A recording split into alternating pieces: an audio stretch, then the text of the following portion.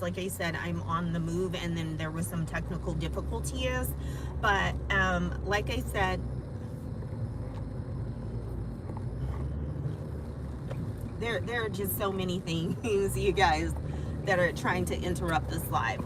Um, but like I said, I got pulled over by the constable's office here, and so I wanted you all to know about your rights. Okay, whether it's a local police department, whether it's a constable, whether it's a sheriff, um, these are all corporate entities. Okay, these are corporations. Okay, these are policy enforcers. They are policy enforcers. Police, policy. Okay, they collect taxes.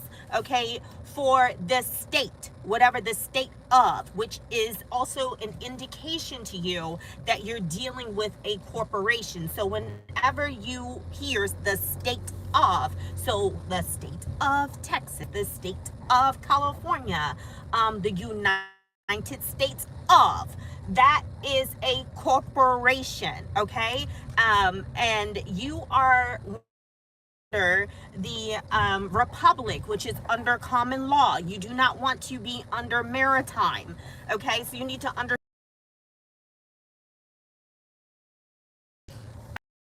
you are the living. You are the living.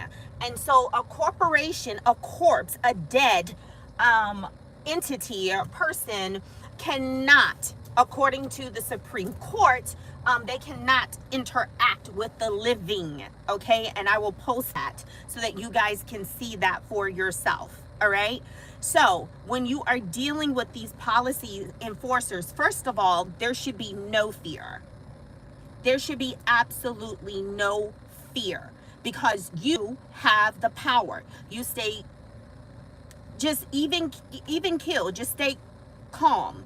Okay, you don't have to be nervous, you don't have to be afraid, but you do want to always assert your rights. These are your rights that are protected by the Constitution that they all swore to.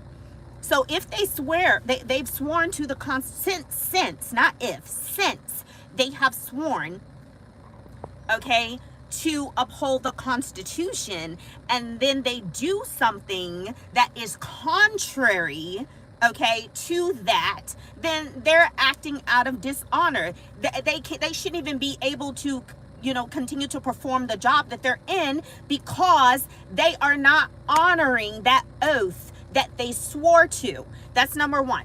Whenever you are traveling, because you are a traveler, you are a traveler, you are a traveler.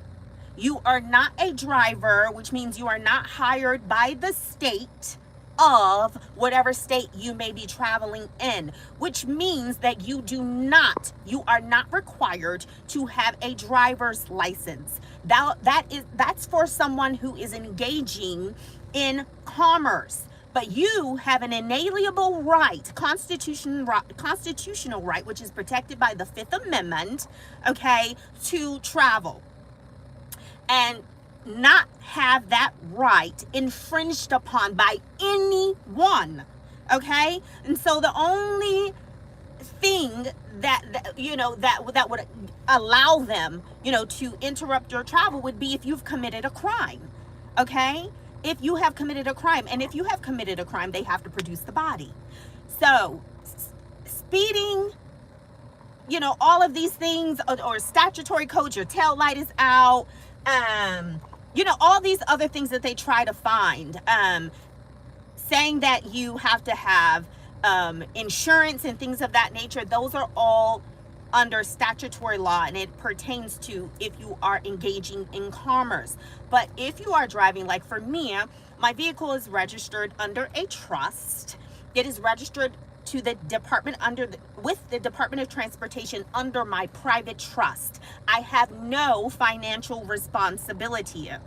Okay, and so that means insurance, I don't have to have it, Do I have other ways to protect if I am found liable, to protect other drivers? Absolutely, because that would be irresponsible, okay? So if you have caused someone else financial injury, you need to make sure that you make them whole again. But that comes from a private aspect. There are private things that you can do to ensure that other drivers who may have been financially injured by you, if you are found liable, to make sure that they are whole. Okay, that's that. Other than that, just to travel, you do not have to have insurance.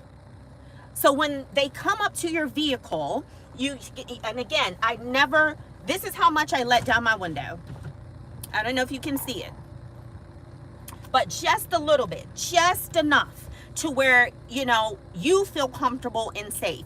I never let it down more than, I don't know, maybe what would you say this is, son? Just a little pinch, okay?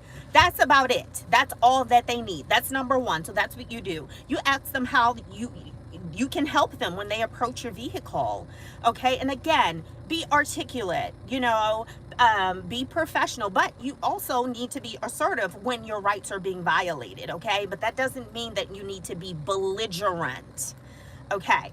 All right. So how can you help them? Also, you should never be traveling. And I forgot today. I didn't have mine. I didn't have what I'm about to tell you that you must have. If you don't have one, please go and get one today. Please go and get one today. And that is a dash cam. And you need a 360 dash cam so that it covers everything. You should not be traveling, okay, on these roads that are policed by these policy enforcers of Rome, okay, who work for private corporate entities, which would be the local police precinct that they work for, whether it's a constable, whether it's a police, an actual police department. These are corporate entities. They have EINs that you can look up. They have EINs that you can look up. This is why you do not need to be afraid, but you do need to be able to handle this in a professional manner, and you need to have the knowledge necessary to defend yourself if necessary, okay? So, get a dash cam. Get a dash cam. If they walk up to your window and they say, well, do you know why I pulled you over? No, you can say no. Or really, I would say, I do not answer questions, because that's what I said. I do not answer questions, okay? And so he proceeded to state that I was going 9 miles over the speed limit. I said, what is the crime? Well, that is a crime. In Texas, that is a crime. That's a misdemeanor crime. Let me tell y'all something. These mofos, they are from Wellington Park. If you are not from DC, you don't know what I'm talking about.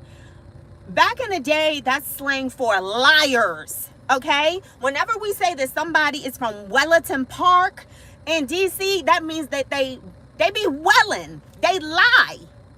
They lie, okay?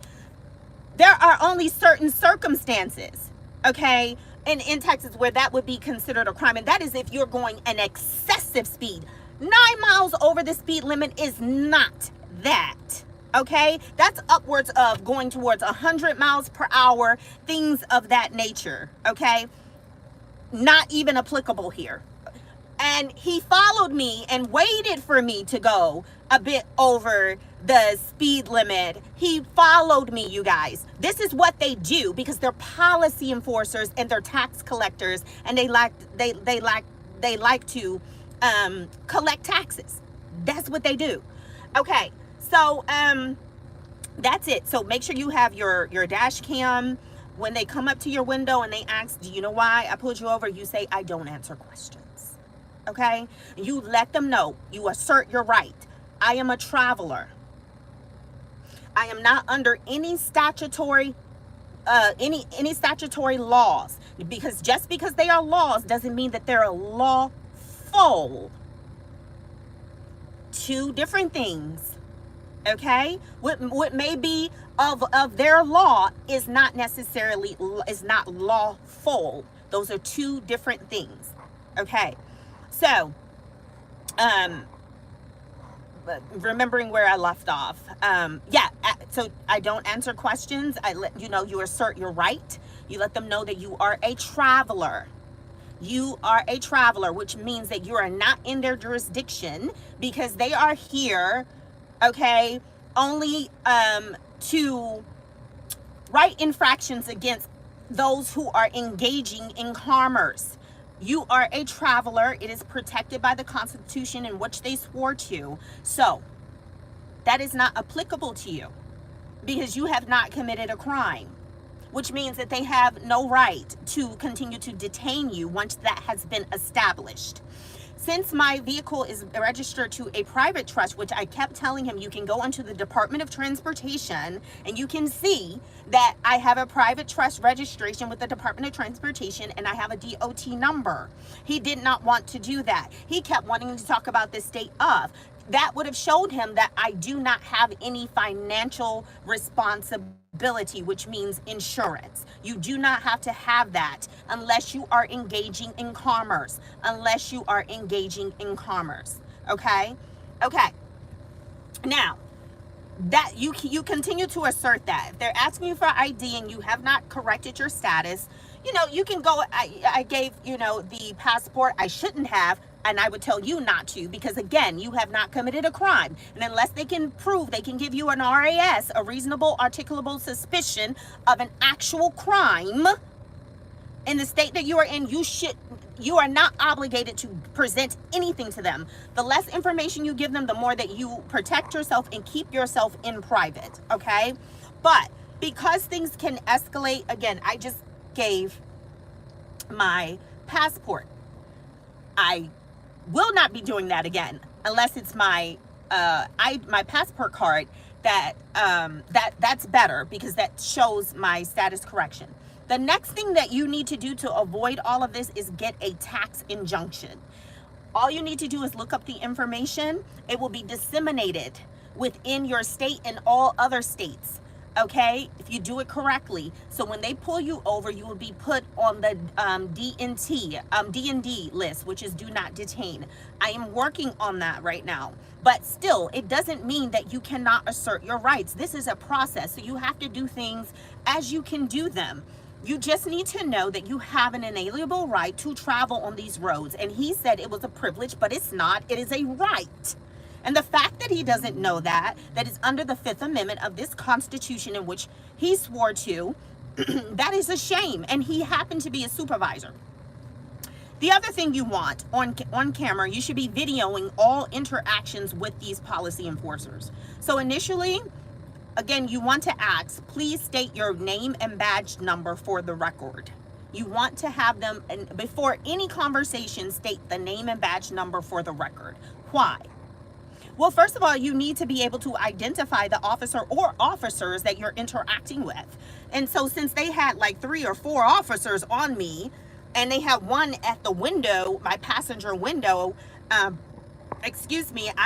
had to get his badge and name, his badge number and name, and the so-called supervisor's badge number and name. It's very important that you have that, so that when you file your complaint, because they have violated your rights, you know who to implicate in that violation. You can also put a lien against their bond. And this is what you must do. This is the only way that these policy enforcers will learn their lesson. You must put a lien against their bond. Their bonds are carried with the same company within that particular jurisdiction. So you need to find that out. Find out the EIN number to the precinct in which they work under. Find that, and then find out where the bond is registered. And you need to put a lien. You must put a lien. You have to be as hard and harsh with them as they are and have been with us. You must get financial, okay, compensation for the violation of your rights, which means you should have a fee schedule. You should give the officer notice that he's violating your right, he or she, or they're violating your rights, okay, and that you're giving them notice that your rights are being violated, that they're infringing upon your constitutional right to travel because they have not stated, okay, a justifiable RAS, reasonable articulable suspicion of a crime, okay, and they are, detaining you unjustly, okay, and they're infringing upon your constitutional right to travel. This is what you need to know. You do not need to be afraid. If you are fearful, you do not need to even try this. You have to first eradicate the fear. You must eradicate the fear. You must eradicate the fear. They work for you. They work for you. They work for you. And you need to understand that, beloved. It's time for the fear to stop. Okay. So who do we have? Isaac. I don't know who this is. I don't even know who YT Isaac is. I've never seen you here before. Could be a bot, you guys. If you're not a bot, excuse me, but it's, greetings. Okay, Greg D, they probably pulled you over because you looked so good. Oh, God. Well, thank you so much. That is beautiful. Now, you look at you. You didn't make me smile, and that, thank you so much, Greg D. Thank you. Beautiful compliment and very well received. So, yeah, that's all I have. I have to go. I will be dropping the link to the new channel, you guys. Again, my plate is full. My beautiful son, he did make a GoFundMe for me to give back to me. And I am so grateful because I've given so much of myself to people. And oftentimes, chosen ones like me, we don't get our just due and we don't get our flowers. And so I'm so grateful. Thank you, son, for creating that for me.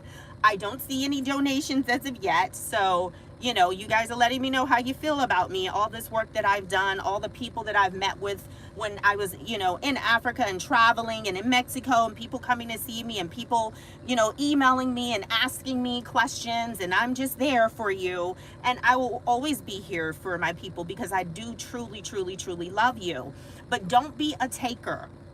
Especially with the chosen ones, the ones that have been given a specific assignment and they know what that assignment is and they're operating in that assignment. You need to support them because they're here for a specific purpose. They're doing the work. So you know that I'm doing the homestead. You know that I'm doing so many things. I have my new book, which is a love story. I have so much going on that I want to do so that I can do what I need to do for my people. That means that you all need to support. So the link is in the community tab. And, reciprocate what has been given if you so feel a need to do so. But I just wanted to give you guys that. He tried to threaten me and say, if you don't answer by this time, they're going to put a warrant out for my arrest. Really? We're going to see. See, you have to look at this thing in a better way. Because at first I was like, I got too much other shit going on right now. Like, for real. Like, because I do so much by myself for now. But that's going to change soon. But for most of my life, like, you guys have been working since I was 14 years old. 14. Working full time. If you don't know, in DC, we have a summer works program by our late, great Marion Barry. So it allowed the summer youth to work at the age of 14. So that fall, I asked for my mother for a work permit, and I started I continued to work, and I had been working ever since then, and just rearing my son on my own. And he's now 9, which is 18. I've accomplished so much. He's such an amazing light, like such an amazing light, and I'm so grateful. Like, it's just to be a mother and to have that being in your womb and pouring into them, making sure that you're doing what you're supposed to do, so that he can or she can do what they came here to do. And I often tell parents, and I know I'm veering off for a bit, but you all need to hear this. I need to reiterate this. If you are a guardian, not a parent, but a guardian, You need to understand that these star seeds, they have their own purpose here. They're here to finish off what we started, what the warriors have started before them, okay? Because not everybody's a warrior. Not everybody's charged with this assignment, okay, to war against these entities, to fight, the good fight, to make sure that we are emancipated from this oppression. And so they're here to finish off the job. And so they have their own path. They have their own light. You do not own your children. And I don't know who told you all this, but you do not own them. They have their own light. They are simply acting in the capacity of your son or daughter in this existence. But you must understand, in an existence before, because we're ancient, he or she, they were probably your dang on parent. They're your guardian. They have things to teach you. You do not know it all, beloved. You have no right to dictate what they must do so that you can live vicariously through them and make them do what you couldn't do. You are wrong for that. You can't tell your child, oh, you need to be a doctor. We have a family of doctors and lawyers and this.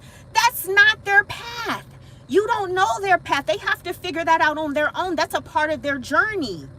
You have no right to impart what you want for them because you couldn't do it for yourself. You have no right to impart your will against another light, whether they're your child in this particular existence or not. And you need to understand that. I have never done that. I've always understood and overstood that I don't own my son. He's simply playing the role of my son in this existence, and I am here to pour into him, meaning to make sure that he is aware, awake, and conscious, that he has the sacred knowledge that he needs so that he can navigate this course, this game called life, in the best way possible. That's my job. To love and support him, and when need be, protect him. And you all know that I would do it with my very life in a drop of a hat. It's not a problem. And even when I'm outside of this physical existence, I'm still going to protect him. Still. Okay? So that's what you all need to understand. That's what you need to understand. That's what you need to know. Okay, you have the power. If you are here in America, I did not have to deal with this because I have been gone, but it is all good and okay. Sometimes we're given these things so that we can stand on business, because you're going to be challenged. It's okay to know the knowledge, but unless you're actually having the experience, okay, to be able to stand up for yourself and your rights, then what good is it to have the knowledge? So that's what it is. And this is also money now, because I'm going to take this all the way to the top and I'm going to get my just due. I have a fee schedule and my rights were violated. And that's that. No crime was committed. Okay, he impeded on my right to travel. I don't care. Now, you shouldn't have their plates, but even if you do, if you're not engaging in commerce at that moment, they can't prove that you are, because everything is a process. You still asserted your right. You told them that you are a traveler, and they can't produce anything to the contrary. So you are a traveler. So no one can impede upon that. And you guys need to know that. And I'm here to tell you, do not be afraid. You need to eradicate that fear. You must do it.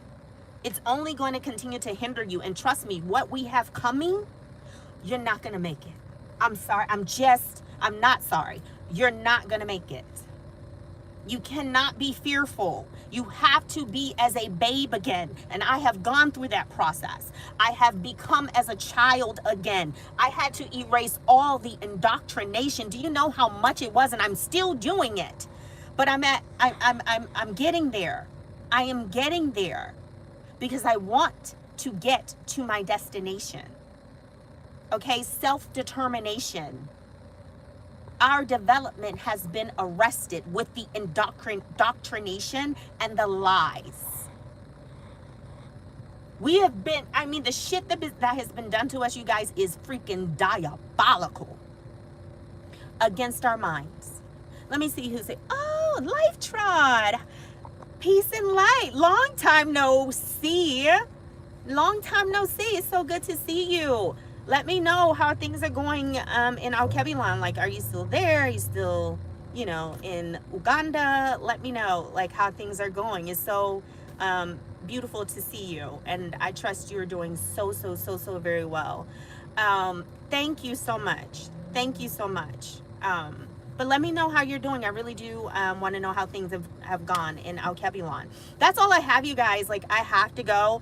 I have to go. I love you. I love you. I love you. Love yourself. Love yourself. Even if nobody else love you, love yourself. This journey is hard. I'm out here by myself.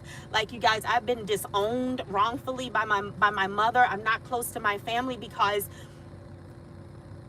I have been severed because of what I know. Because I have become a new creature and I love my family. There's nothing that anybody can do to make me stop loving my mother. My mother has done all that she can do, the very best that she can do with what she knows at each interval of her life.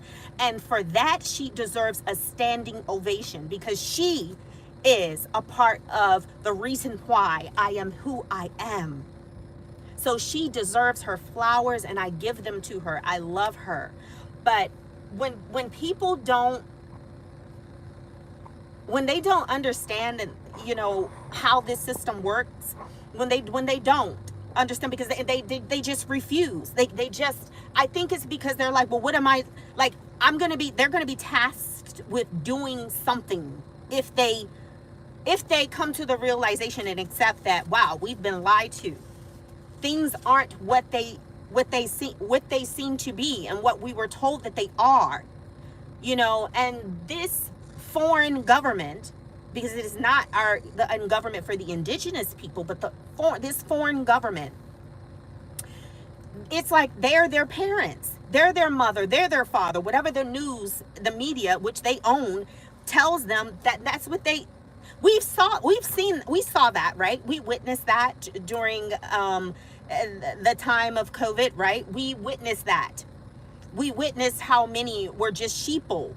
That's it's mostly, you guys, NPCs, bots, transhumans out here, machines. That's the majority, these fillers, that's what you see, like fillers. It's only a select few whose lights are really on and who knows what's going on here. Okay, that's what it is. All right, so that's that.